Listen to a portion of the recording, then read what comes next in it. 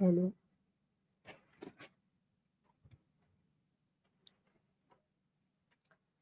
सभी महामानव को मैं सादर प्रणाम करती हूँ। आज का जो विषय है,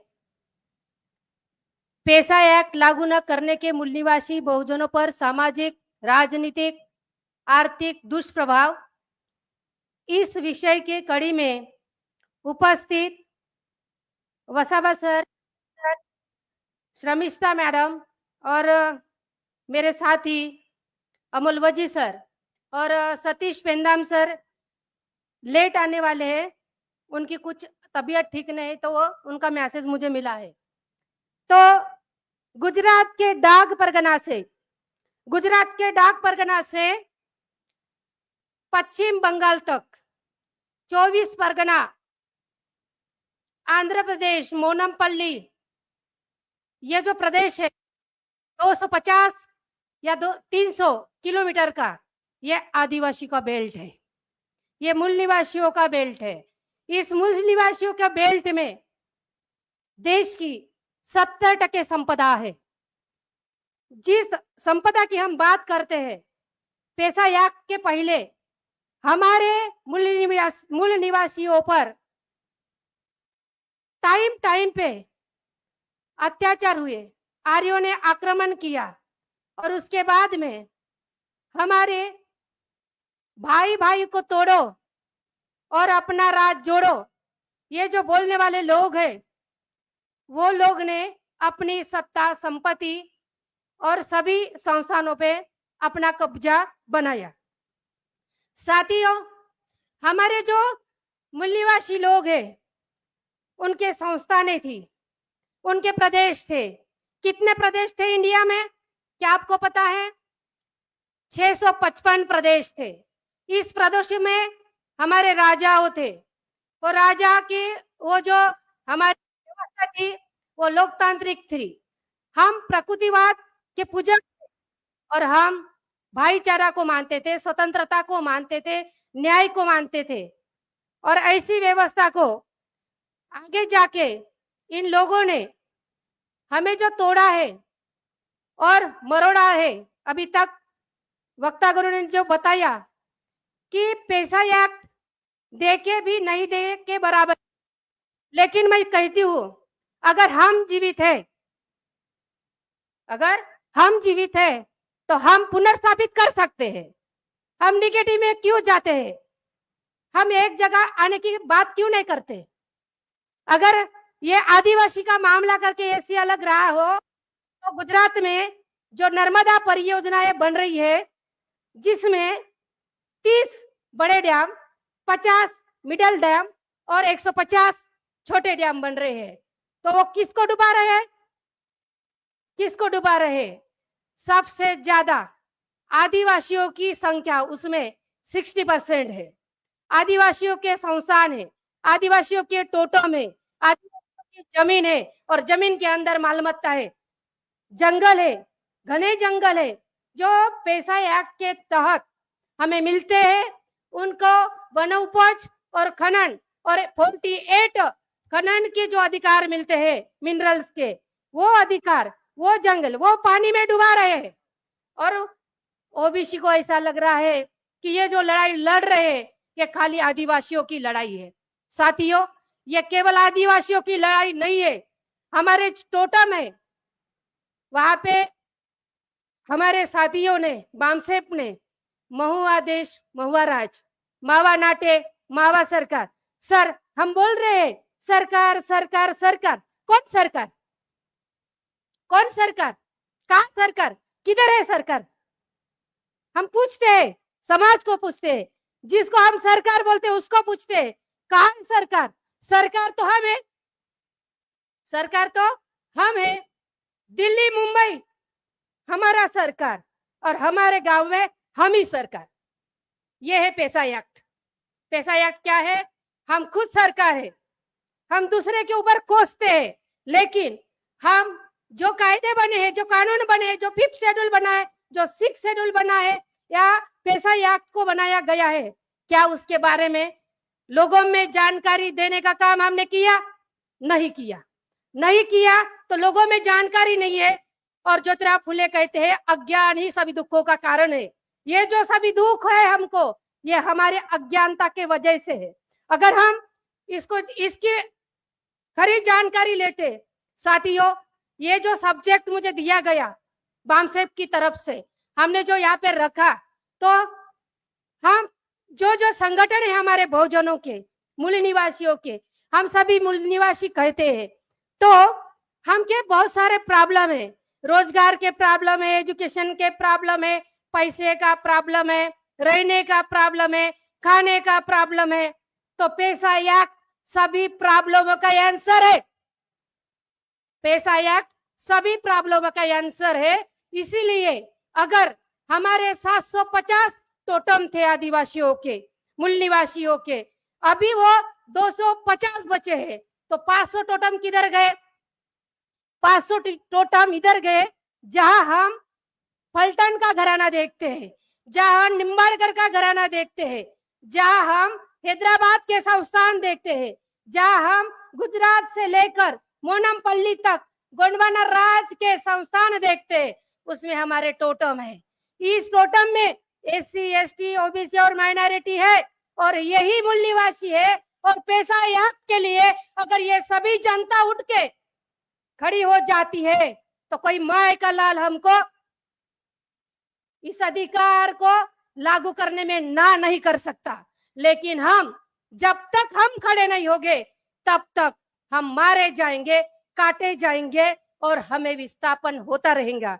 क्योंकि नर्मदा परियोजना की बात करती हूं मैं, जिस नर्मदा परियोजना में 75 गांव गए, उस गांव के लोगों का विस्थापन किया, कुछ मुआवजा दिया, उनकी खेती बाड़ी गई, उनके जल जंगल जमीन गए, उनकी परंपराओं के हजारों साल से जिन लोगों को, लिंगों को, जंगों को, वो जो पूजा पाठ करते थे, जो ये जो परंपरा है और ये जो संस्कृति है, रीति रिवाज है, इसे जो पैसा एक्ट और 5th शेड्यूल मिला है, इसे विस्थापित करने से और बेदखल करने से, जमीन से उठाने से, वो क्या हुआ, उस अधिकारों से हमारा समाज वंचित हुआ। साथियों, जो ये परियोजना ये बनती है, फैक्ट्रीज बनती है, जमशेदपुर में टाटा की जो फैक्ट्री बनी है, या कहीं पे भी जमीन का हस्तांतरण होता है और वो जो लिए जाते हैं, तो ये जो विस्थापन में खाली आदिवासी जाता है क्या? इस नर्मदा परियोजना में 29 ओबीसी, 29% ओबीसी, 23% एससी, उनके साथ में जो बस्ती में रहते, वाड़ी में रहते, उनका विस्थापन हुआ है। यानी कि सभी, ये जो पैसा एक्ट है खाली आदिवासी का मुद्दा नहीं है, सर ने भी बोला है और आपको मैं बोल रही हूँ कि ये मुद्दा एक बड़ा लेवल का मुद्दा है। ये जो समूह है, संविधान में समूह बने हैं, जैसे कि हम एससी, एसटी और आदिवासी, हम जात के बाहर है, जाति कोई हमारा सम्मान नहीं है। आदिवासी के टोटा में आदिवासी समूह व्यवस्था है, उस व्यवस्था में हम रह रहे हैं और इस व्यवस्था को हम फॉलो कर रहे हैं हजारों सालों से। हमारी खुद की कल्चर है, हमारी खुद की न्याय व्यवस्था है, हमारी खुद की कार्यपालिका है, हमारी खुद की संसद है। यही है आदिम राज, यही है आदिम सभ्यता, यही है 5th शेड्यूल और 6th शेड्यूल। 5th शेड्यूल में और 6th शेड्यूल में लाने के लिए पैसा एक्ट जो बनाया गया बुरिया समिति के साथ में, तो इनके को जो सिद्धांत थे बुरिया समिति के, और समता कानून जो बाद में पास हुआ 1997 में, उसमें जो एक हमको मिला अफ्रीका में, ऑस्ट्रेलिया में मोबा नाम का एक डिसीजन है, जजमेंट है, उसके साथ समता कानून की तुलना हो गई। क्यों? क्योंकि ये जो जंगल है, ये जो जमीन है और जो प्रांत है, इसको कोई वायलेंस नहीं करेगा, ये कानून है हमारे लिए, है कि नहीं सर? अगर ये है तो ये हो रहा है, बड़े पैमाने पे हो रहा है। और आज हम इस मालमत्ता की बात करें तो 70% जो इस देश की मालमत्ता हमारे जल जंगल जमीन के अंदर थी, उसको उन्होंने जैसा तरीका मिले वैसा ही वो चोरने का, लूटने का काम किया है पूंजीपतिवादियों ने।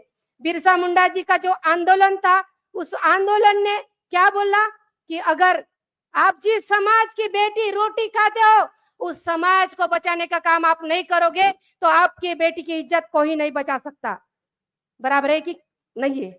अगर हमारी बेटियों की इज्जत बचानी है, हमारे एजुकेशन बचाना है, हमारे संस्थान बचाना है, हमारे रॉयल्टी के अधिकार बचाना है, मैं रॉयल्टी बोल रही हूँ, कोई नौकरी आरक्षण नहीं बोल रही हूँ। हमारे समाज के लोग, आदिवासियों के, मैं बहुत सारे मोर्चे देखती हूँ, आदिवासियों के लीडर को देखती हूँ, वो क्या करते हैं, आरक्षण लागू करो, इतने सीटें भरो, उतने सीटें भरो, इसके पीछे पड़ते हैं। कभी पैसा या के पीछे पड़े कोई नहीं पड़े।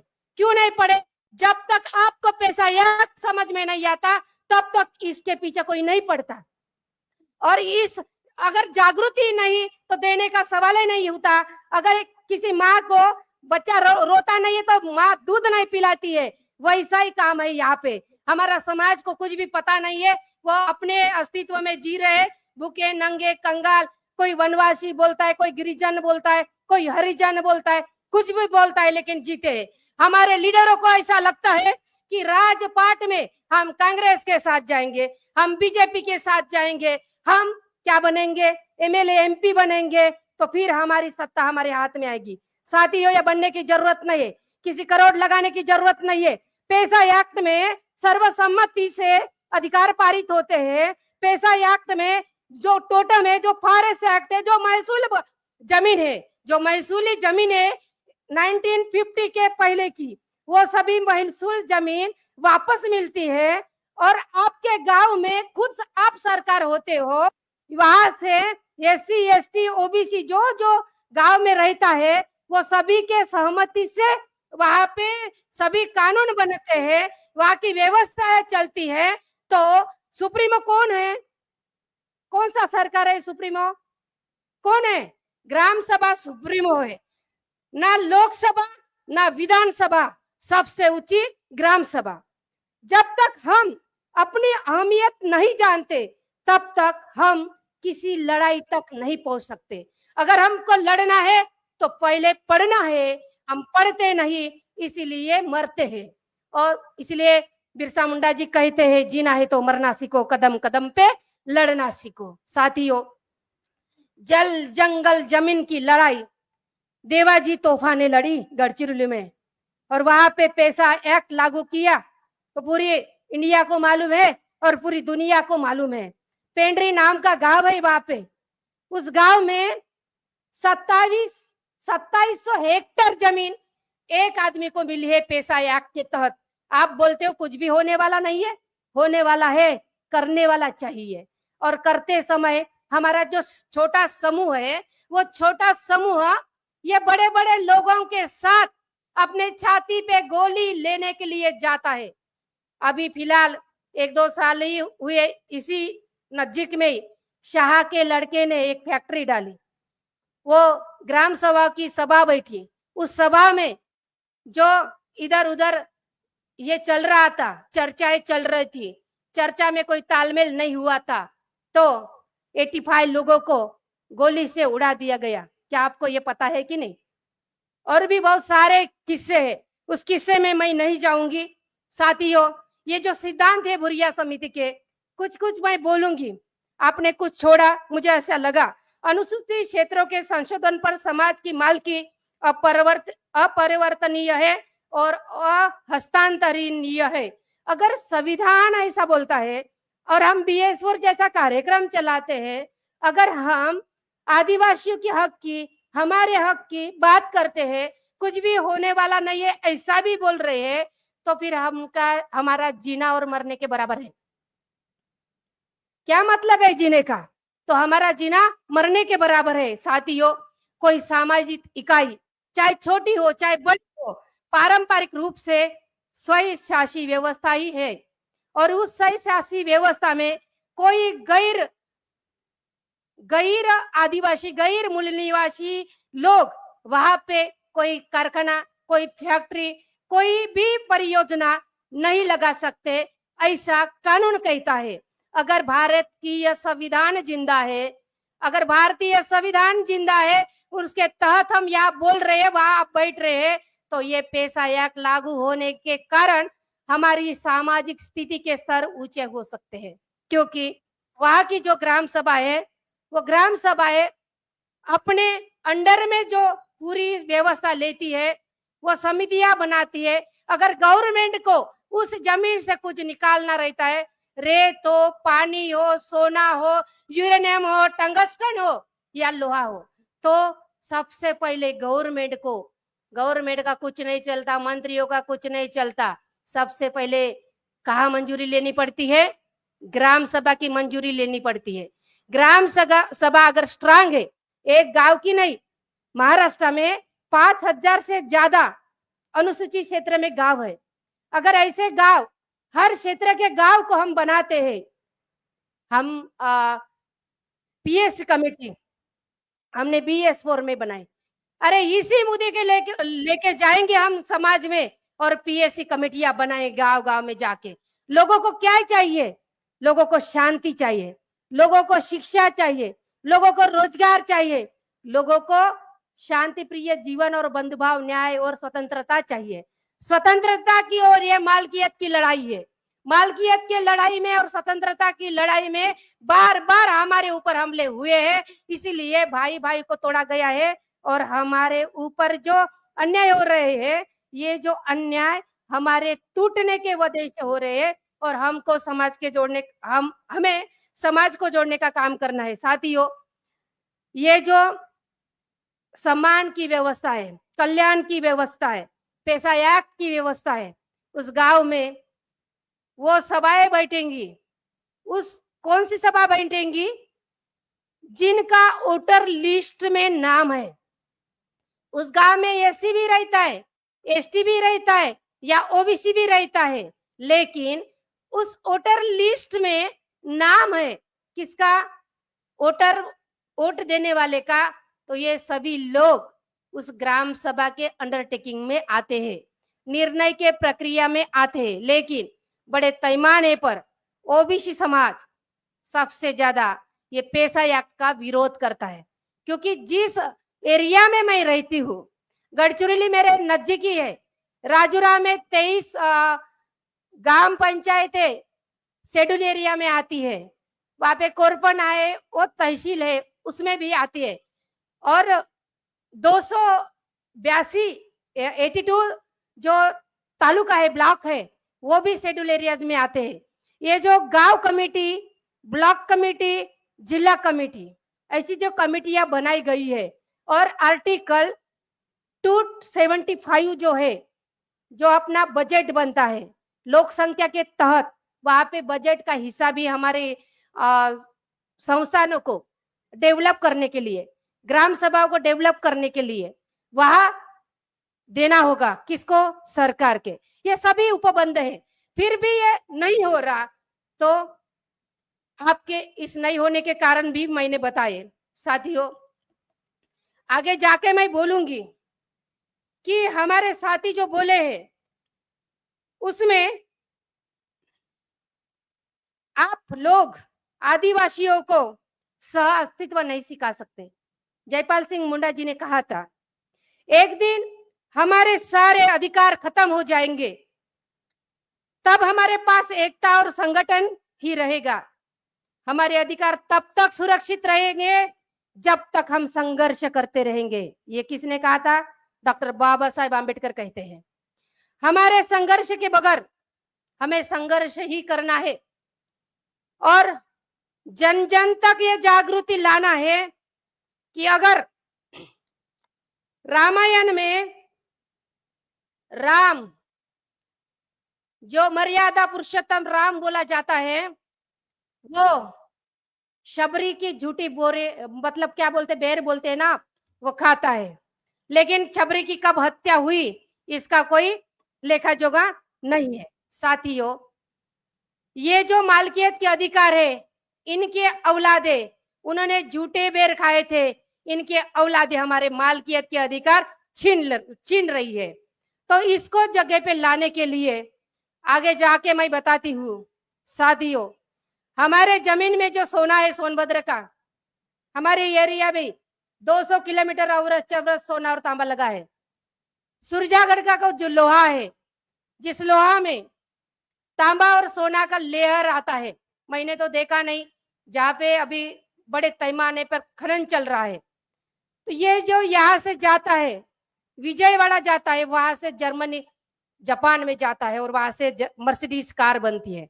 ये जो समता का जो जजमेंट है, उस जजमेंट के तहत 20% रॉयल्टी का अधिकार सरकार को बहाल करना है। किसको किसको? ग्राम सभा को देना है, किसी एक व्यक्ति को नहीं, उस गांव को देना है। जहां से बांबू निकालते तो वो भी देना है। वो जो मैट्रिक टन का हिसाब है, उस हिसाब में अगर 200 रुपए से कम अगर हो रहा है, मतलब 200 रुपए की मान, जैसे कि हम लकड़ियां है, कोई पेड़ पौधे है, कोई वेस्टेज माल है, ऐसे जो वन उपज है, वो वन उपज के किलो के हिसाब से 200 के कम नहीं और 20% से भी कम नहीं। अगर 200 रुपए 20% से कम है तो फिर 20% रॉयल्टी देनी होगी। जैसे कि हम सोना निकालते हैं हमारी जमीन से, तो सोने की रॉयल्टी क्या होगी? सोने की रॉयल्टी क्या होगी? टन में निकालते हैं। तो करोड़पति कौन है? अदानी अंबानी है क्या? आदिवासी है क्या? मूल निवासी है? कौन है? आवाज में दम नहीं है, आप जिंदा हो कि मरे मुझे पता नहीं है। कौन है? हाँ, कंपनी वालों को भी अधिकार नहीं है। अदानी अंबानी को भी अधिकार नहीं है। वो ग्राम सभा को अधिकार है। ग्राम सभा तय करेगी उसकी कौन सी रेट है, किस रेट में हम बेचेंगे, वो ग्राम सभा तय करेंगी। अगर जमीन भी लेना है तो ग्राम सभा तय करेगी। अगर आपको वनोपज भी लेना है, ग्राम सभा तय करेगी। अगर आपको बांबू बेचना है तो ग्राम सभा तय करेगी। तो सबसे बड़ी कौन है? ग्राम सभा है। और अमीर कौन है? अदानी अंबानी है कि हम है? 1,00,000 करोड़ की संपत्ति हमारे आदिवासी की जमीन में है। अगर हम 8.5% वो 7% बोलते हैं, इसको अगर बांट दिया जाए तो 1100 करोड़ की मालिक ये कविता मड़ाई भी आपके सामने खड़ी है। समझ गए? और आप भी हो। तो हम करोड़पति है, हमको सपना ही नहीं गिरता कि हम करोड़पति है। हमको सपना गिरता है कि हम जंगली है। बराबर है? तो ये जो हमारी संपदा हनन करने का ये जो धंधा चला रहे हैं और राजनीतिक जो व्यवस्था है ये चोरी करने का काम कर रही है, क्या इसके ऊपर हमको काम नहीं करना चाहिए? जिस 10 राज्यों में पैसा एक्ट लागू है, क्या वो 10 राज्यों के लोग अगर एक जगह पे आते हैं तो क्या होगा? 1 करोड़ भी लोग आते हैं। 2011 के जनगणना के अनुसार 8.10 करोड़ 40 लाख आदिवासियों की आबादी है। अगर 2 करोड़ लोग आ जाते हैं रास्ते पे पैसा एक्ट के बाजू में तो क्या होता? उसको भगना पड़ेगा, उसको रास्ता छोड़ना पड़ेगा। ये किसी अदानी अंबानी और फडणवीस का शासन नहीं रहेगा, ये आदिवासियों का रहेगा। और हमारी पार्टी और इलेक्शन इतना पैसा नहीं रहेगा। जो मुखिया है सर्वसम्मति से चुना जाएगा। गांव में जो कोष है वो कोष मंडल का अध्यक्ष भी सर्वसम्मति से चुना जाएगा। गांव में जो हमारे लोगों को दारू पिला के मारे गए, ऐसी आदतें लगा दिए गए, शांति समिति भी होगी। और जिन लोगों ने दावा किया है कि हमने महिला आरक्षण बिल लागू किया, उनको मैं बोलना चाहती हूँ इस देश से, हमारे ग्राम सभाओं में महिलाओं के 50% उपस्थिति रहने के बगैर कोई कानून पारित नहीं होता। तो आरक्षण तुमने ज्यादा दिया क्या हमने ज्यादा दिया? किसने दिया? आदिवासी सभ्यतों ने दिया। डरो मत, हम मालिक है। मालिक के जरा व्यवहार करो और अपनी ये नेक अपना सर सीधा ऊंचा रखो, क्योंकि हमारे पास 90% लोग है कि नहीं है? क्या आप मेरे साथ खड़े नहीं हो? क्या जिंदा हो आप? है तो ये काम करना पड़ेगा, हमको करना ही पड़ेगा, उसके बगैर होगा ही नहीं। तो साथियों, ये जो प्रॉपर्टी का मामला है, सत्ता संपत्ति का मामला है, परंपराओं का मामला है, रीति रिवाज का मामला है, सामाजिक उत्थान का मामला है, आर्थिक बराबरी का मामला है, और ये राजनीतिक का मामला है। ये वसाका सर, यहाँ पे भैरवा सर, ये शर्मिष्ठा मैडम, वहां अपने गनोरकर सर, ये जावेद पाशा सर, बड़ी मजा आती है सर जावेद पाशा सर। ये पाशा तो है लेकिन मरावी भी है। तो ये क्या कौन हो गए? मूल निवासी। इस स्टेज से मैं आदिवासी को, आदिवासी के जो नेता है जो डीलिस्टिंग का काम करते हैं, नागपुर में परिषद भरी कि नहीं भरी? क्यों भरी? उनका अज्ञान है। वो दूसरे लोग बोल रहे अरे ये इसका धर्म परिवर्तन हो गया, ये आदिवासी नहीं है, इसका डीएनए चेंज हुआ क्या? पाशा का डीएनए उससे मिलता है तो ये मूल निवासी है कि नहीं है? मूल निवासी है। बांटो काटो मारो छोड़ो, झारखंड में कोबरा बटालियन है। कोबरा ये ना सर, कोबरा बटालियन है। 90% आदिवासी है उस बटालियन में। वो नक्सलाइट की बात करें आप, हमको बोलते हैं आदिवासी नक्सलाइट है। क्या मैं नक्सलाइट नजर आ रही हूँ? आ रही हूँ क्या? नहीं। तो नक्सलाइट है, आदिवासी नक्सलाइट है, ये जंगल में रहते हैं, इनकी भाषा बराबर नहीं है। भाषा ही हमारा गौरव है। हमारे पास भाषा है, टोटम है, जमीन है, जंगल है, मालकियत हक है, और हमारे साथ संविधान भी खड़ा है। और हमारे जो 90% मूल निवासी है ये भी हमारे भाई है, क्योंकि बहिर्विवाह व्यवस्था हमारे टोटोम में थी। तो इंडिया के या कि मध्य प्रदेश या झारखंड का राजा नेपाल के राजा के लड़की से शादी करता था। हम जैसे कि बुद्धा के इसमें जाते हैं तो शाक्यगणों के साथ, शाक्यगणों की शादी नहीं तो किसके साथ हुई थी? कोलिया के। मतलब राजा का लड़का, राजा की लड़की संस्थान के साथ में जुड़े हुए थे। ये संस्थान है तोड़े गए, लेकिन तोड़ने के बाद में जयपाल सिंह मुंडा जी के साथ में आदिवासियों के जो कानून बने, राउंड टेबल कॉन्फ्रेंस की भी बात इधर आती है, इंग्रज सरकार ने भी मंजूर किया था। और ये जो कानून बने तो ये कानून के तहत हमको जो अधिकार मिले 5th शेड्यूल में, 1950 में संविधान लागू होता है, लेकिन हमारा 5th शेड्यूल लागू नहीं होता। क्यों नहीं होता? क्योंकि जिनके पास कुछ नहीं है, कटोरा लेके भीख मांगते हैं, वो लोग देश में राज कर रहे हैं और हमारे मालकियत के हक को तसनस कर रहे हैं।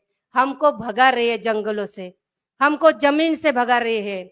आपको एक बात बता दूं, मैं पिछले साल में 23 में नर्मदा परियोजना सुधार योजना करके एक उद्घाटन हुआ। उस उद्घाटन के तहत डैम की हाइट बढ़ानी थी। अभी कुछ कुछ बचा है, जब हाइट बढ़ाएंगे तो जो बचा है वो भी पानी के नीचे आ जाएगा। ऐसी परियोजनाएं थी और बराबर है सर, चालू हो गया, बढ़ गया। वो आज जाके हमारे लोगों ने बारिश के टाइम में जल समाधि ली थी, जल में बैठे थे, 2 हफ्तों तक बैठे। आप सर्च करो यूट्यूब पे, आपको मिल जाएगा, गूगल पे सर्च करो। यहाँ तक पानी गिरा था, नाक तक गया था, नाक के ऊपर भी जा रहा था पानी, फिर भी 2 हफ्ते तक वो लोग नहीं उठे। आदिवासी लोगों ने ये आंदोलन छेड़ा, किसी एससी ने उसके साथ बैठे क्या?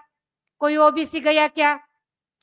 अगर पेशा कानून गांव गांव शहर में लागू होता है तो क्या होता है?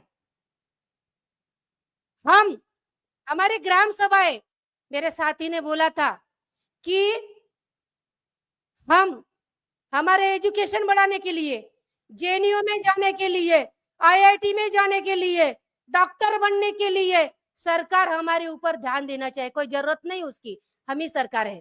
तो हमारे बच्चों को कैसा पढ़ाना है, कैसा एजुकेशन सिस्टम देना है।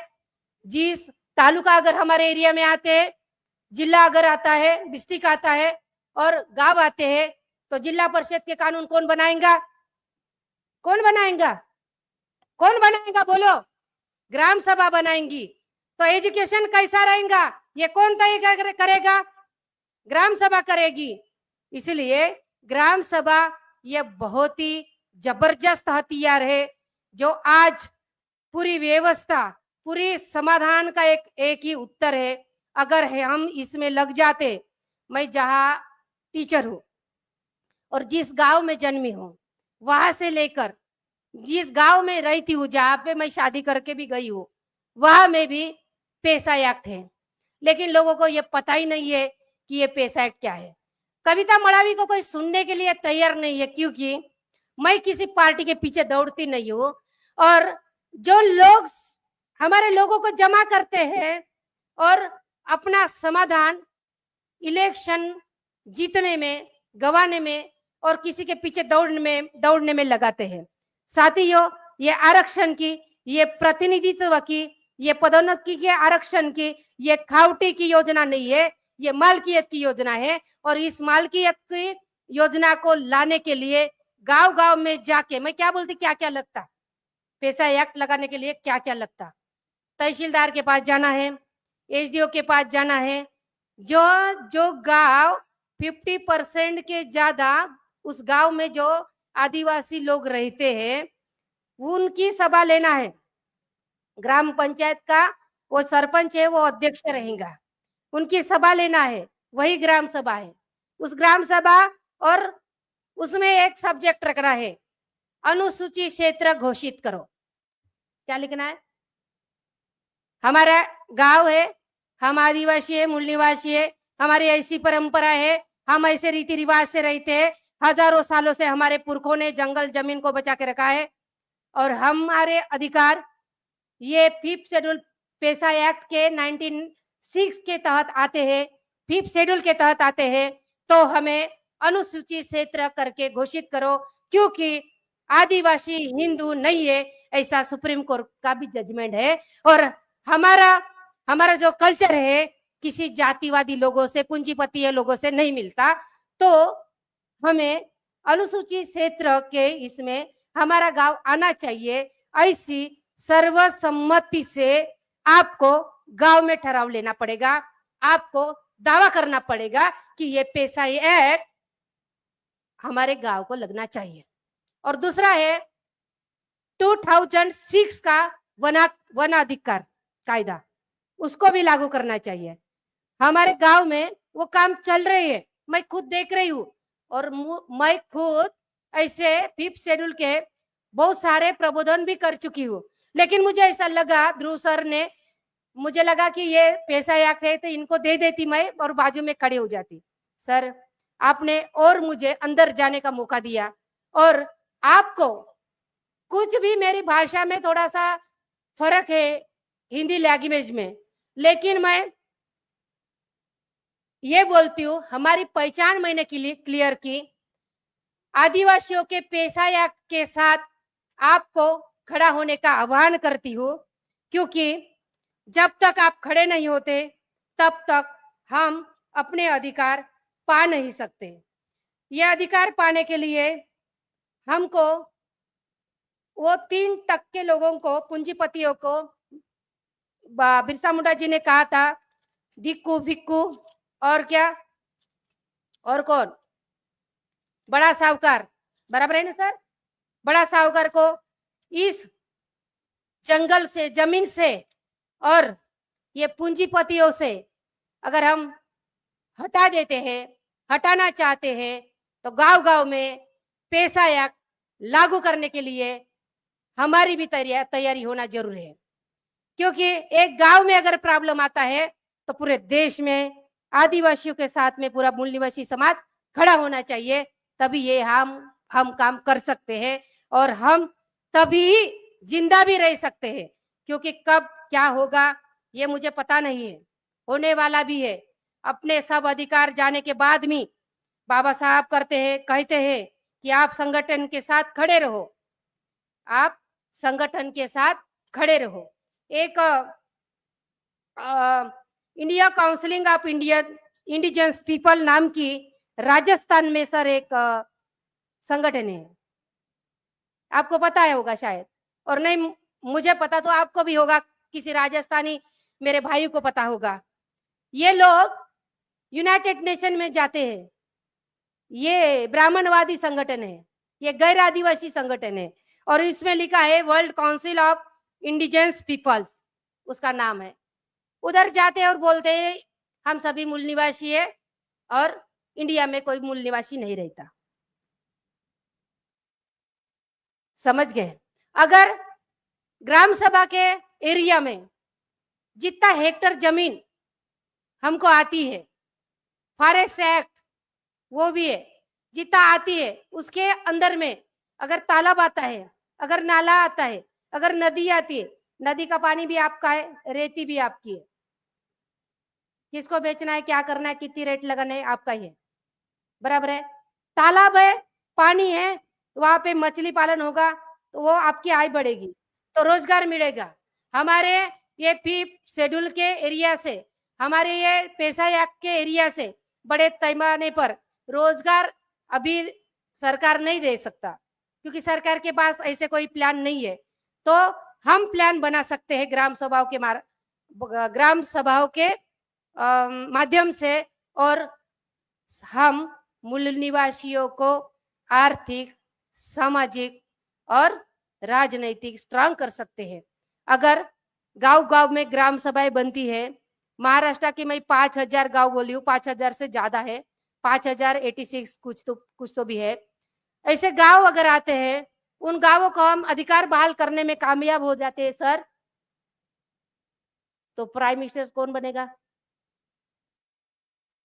कौन बनेगा? हम ही बन सकते हैं, आशावाद रखो। बराबर है कि नहीं है? गांव गांव में पूरे देश की 50% संपदा और 50% लोगों को पैसा एक्ट के अंडरटेकिंग में लाते हैं, और हमारा समाज जहां जहां समस्या में है उसको साथ में डेवलपमेंट के लिए मदद करते हैं। तो क्या इस देश का मालिक कौन रहेगा? प्राइम मिनिस्टर कौन रहेगा? राजनीति किसके हाथ में होगी? हम सामाजिक काम करना पहले चालू करो, सामाजिक स्ट्रक्चर ही बराबर नहीं है और हम राजनीति खेलने निकले हैं। साथियों, जब तक हम 90% लोग एक मंच पे नहीं आते और ऐसे काम को आगे नहीं बढ़ाते, तब तक हमारा कुछ भी होने वाला नहीं है। इसलिए आप सभी हमारे साथ आओ, खड़े हो जाओ, क्योंकि ना तो हमारी जाति पहचान है, ना तो हमारा पूंजीवाद पहचान है, ना तो हमारी किसी पार्टी पहचान है, ना कोई हमारा माँ बाप है। हम ही हमारे माँ बाप है, हम ही सरकार है और हमारा राज हम लगाएंगे। इतना बोलती हूँ, यहाँ पे मैं अपनी बात खत्म करती हूँ। जय भीम, जय मूल निवासी, जय जोहार, जय भारत, जय प्रबुद्ध भारत।